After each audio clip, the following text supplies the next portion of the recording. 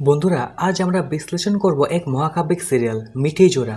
এই সিরিয়াল এতটাই মিঠি যে ডায়াবেটিসের রিপোর্ট দেখাতে লাগবে, আর এতটাই জোড়া যে বৃষ্টিবাদল দিনেও গল্পের প্লট গলতে থাকে। গল্পের গোপন রহস্য।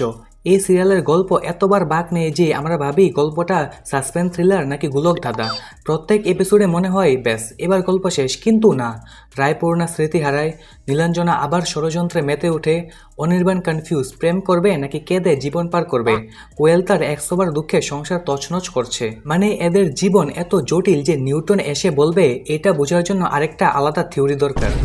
চরিত্রগুলোর অভিনয় বা অভাব।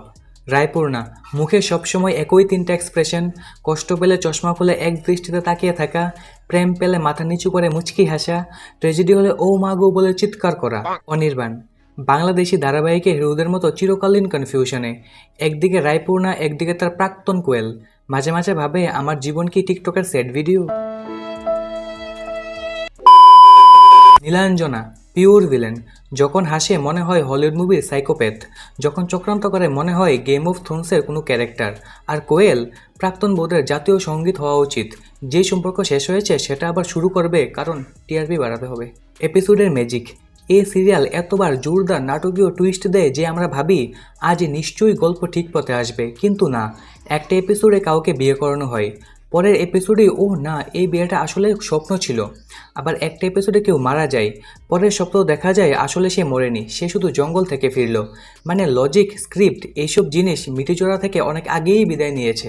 মিটিজোড়া দেখার পার্শ্ব প্রতিক্রিয়া, মানসিক স্ট্রেস বাড়বে, কারণ আপনি গল্প বোঝার চেষ্টা করবেন, স্মৃতি হারানোর ইচ্ছে হবে যাতে গল্প ভুলে যান।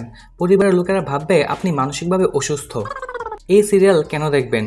যদি আপনি সত্যিকারের সাহসী হন তাহলে দেখুন, যদি আপনার সময় নষ্ট করার ইচ্ছা থাকে তাহলে দেখুন, যদি আপনি সত্যিকারের ধৈর্যের পরীক্ষা দিতে চান তাহলে দেখুন, আর যদি লজিক, ভালো গল্প, বাস্তবসম্মত অভিনয় চান তাহলে এই সিরিয়াল থেকে 100 মিটার দূরে থাকুন।